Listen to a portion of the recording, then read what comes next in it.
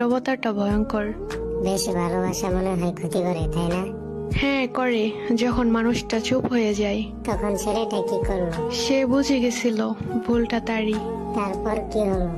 রাত 12টায় প্রথম মেসেজ পাঠাই, সরি আমার ভুল হয়েছে। মেয়েটা রিপ্লাই দেয়নি? না, রিপ্লাই দেয়নি। কেন? কারণ রাগে সে ফোনটা পাশে রেখে ঘুমিয়ে পড়ে, আর ছেলেটা ঘুমাতে পারেনি। তারপর? একটার পর একটা কল আর মেসেজ দেয়, স্ক্রিনে রিং যায় আর কেটে যায়। তাও রিপ্লাই দেয়নি? না, প্রতিটা রিং এর সাথে ছেলেটার বুক একটু একটু করে ভেঙে যায়। সে থামেনি? থামেনি। রাত 3টার পর আবার মেসেজ দেয়, একটু কথা বলো প্লিজ, আমি ঠিক হয়ে যাব। মেয়েটা তখন কি চুপ করেছিল? হ্যাঁ, মেয়েটাও কষ্ট পেয়ে গভীর ঘুমে ঘুমিয়ে পড়ছিল। তারপর? সে ঘুমিয়ে পড়ছিল ঠিকই, কিন্তু সে জানতো না কেউ একজন জেগে জেগে নিজের শেষটা ভাবছে। তারপর?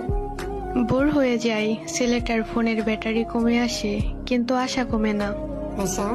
হ্যাঁ, সে ভেবেছিল সকাল হলে ঠিকই দেখবে, ঠিকই ফোন দেবে। তারপর?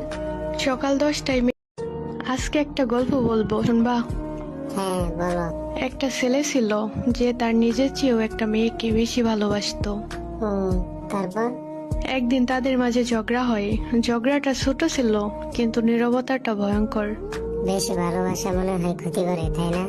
হ্যাঁ করে, যখন মানুষটা চুপ হয়ে যায়। তখন ছেলেটা কি করলো? সে বুঝে গেছিল ভুলটা তারই। তারপর কি হলো? রাত 12টায় প্রথম মেসেজ পাঠাই, সরি আমার ভুল হয়েছে। মেয়েটা রিপ্লাই দেয়নি? না, রিপ্লাই দেয়নি। কেন? কারণ রাগে সে ফোনটা পাশে রেখে ঘুমিয়ে পড়ে, আর ছেলেটা ঘুমাতে পারেনি। তারপর? একটার পর একটা কল আর মেসেজ দেয়, স্ক্রিনে রিং যায় আর কেটে যায়। তাও রিপ্লাই দেয়নি? না, প্রতিটা রিং এর সাথে ছেলেটার বুক একটু একটু করে ভেঙে যায়। সে থামেনি? থামেনি। রাত 3টার পর আবার মেসেজ দেয়, একটু কথা বলো প্লিজ, আমি ঠিক হয়ে যাব। মেয়েটা তখন কি চুপ করেছিল? হ্যাঁ, মেয়েটাও কষ্ট পেয়ে গভীর ঘুমে ঘুমিয়ে পড়ছিল। তারপর? সে ঘুমিয়ে পড়ছিল ঠিকই, কিন্তু সে জানতো না কেউ একজন জেগে জেগে নিজের শেষটা ভাবছে। তারপর?